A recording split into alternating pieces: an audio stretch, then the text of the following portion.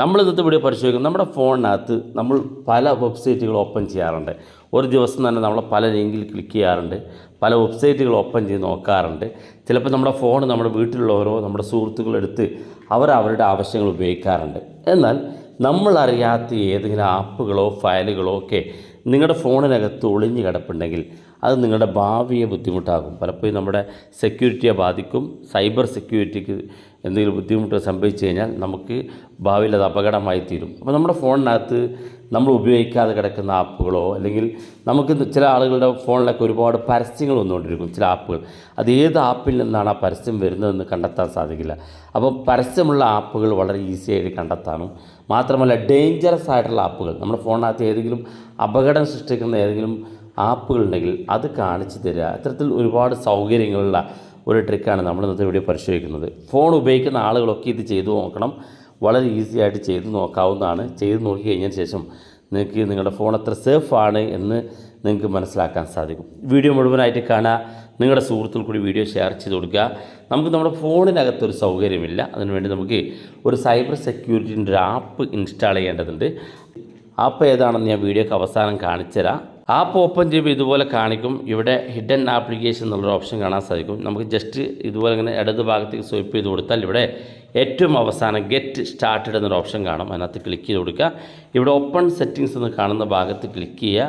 ഈ ഒരു ആപ്പിൻ്റെ യൂസേജ് ആക്സസിന് വേണ്ടിയുള്ള പെർമിഷൻ നമ്മൾ എനേബിൾ ചെയ്ത് കൊടുക്കുക. ആ ഒരു ആപ്പിൻ്റെ പേരിൽ നമ്മൾ ക്ലിക്ക് ചെയ്ത് കൊടുക്കുക. ഇവിടെ നമ്മൾ എനേബിൾ ചെയ്ത് കൊടുക്കുക. ശേഷം നമ്മൾ ബാക്ക് ബട്ടൺ ക്ലിക്ക് ചെയ്യുക. ക്ലിക്ക് ചെയ്തതിനു ശേഷം ഇതുപോലെ കാണിക്കും. ഇവിടെ നമ്മൾ ജസ്റ്റ് സ്ക്രീനിൽ എവിടെയെങ്കിലും ഒന്ന് ഇതുപോലെ ടാപ്പ് ചെയ്ത് കൊടുക്കുക. അപ്പോൾ നിങ്ങൾക്ക് ഓരോന്നും അതിൻ്റെ ട്യൂട്ടോറിയൽ ഇവിടെ കാണാൻ സാധിക്കുന്നതാണ്. എങ്ങനെയാണ് ചെക്ക് ചെയ്യുക എന്നുള്ളത് കാണിച്ചു തരാം. ഇവിടെ മധ്യഭാഗത്ത് ഇവിടെ കാണാൻ സാധിക്കും ഒരു ലോക്ക് ഐക്കൺ ഇവിടെ കാണാൻ സാധിക്കും. ഇതിനകത്ത് ജസ്റ്റ് ടാപ്പ് ചെയ്ത് കൊടുക്കുക.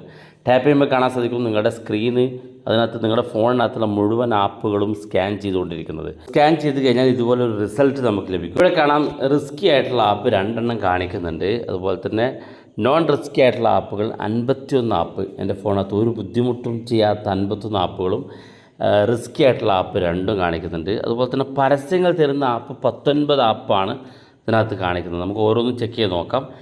അതുപോലെ തന്നെ നമുക്ക് ഹിഡൻ ആപ്പ് ഇതിനകത്ത് ഇല്ല എന്നാണ് കാണിക്കുന്നത്, 0 ആണ് കാണിക്കുന്നത്. ഞാൻ ആദ്യം റിസ്കി ആയിട്ടുള്ള ആപ്പ് ഒന്ന് ജസ്റ്റ് ക്ലിക്ക് ചെയ്ത് നോക്കുകയാണ്. ക്ലിക്ക് ചെയ്യുമ്പോൾ നമുക്കൊരു പെർമിഷൻ അലോ ചെയ്യാനുണ്ടാവും. ജസ്റ്റ് അലോ ചെയ്ത് കൊടുക്കുക. അപ്പോൾ ഇവിടെ കാണാൻ സാധിക്കും.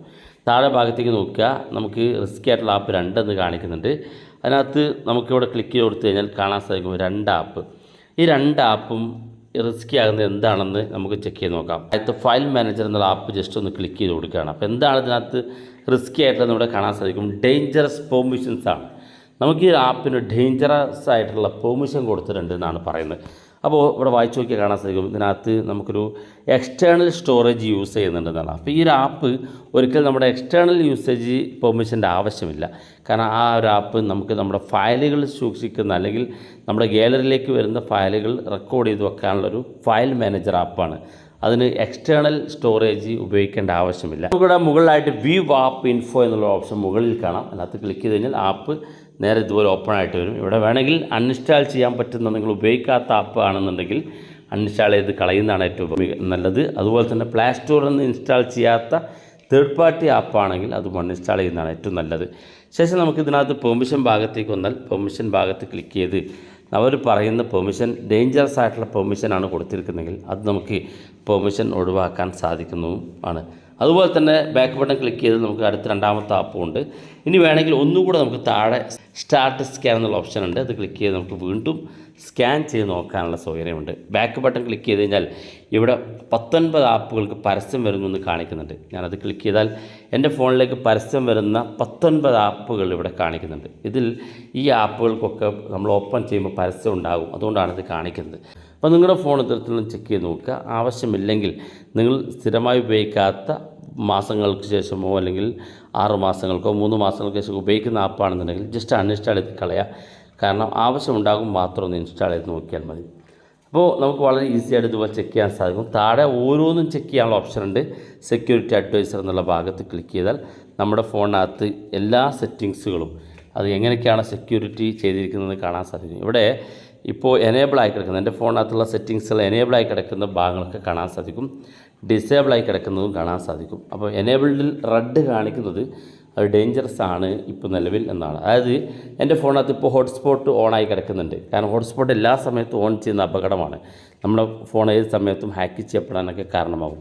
നമ്മളറിയാത്ത വ്യക്തികൾ നമ്മുടെ ഹോട്ട്സ്പോട്ട് ഉപയോഗിക്കുകയൊക്കെ ചെയ്യും. അപ്പോൾ അതൊക്കെ നമുക്ക് ബുദ്ധിമുട്ടാകും. അത്തരത്തിൽ ബ്ലൂടൂത്തിൻ്റെ കാര്യത്തിലും അങ്ങനെ തന്നെയാണ്. ഇവിടെ തന്നെ ക്ലിക്ക് ചെയ്താൽ നിങ്ങൾക്ക് അതേ സെറ്റിങ്സിലേക്ക് എത്താൻ സാധിക്കും.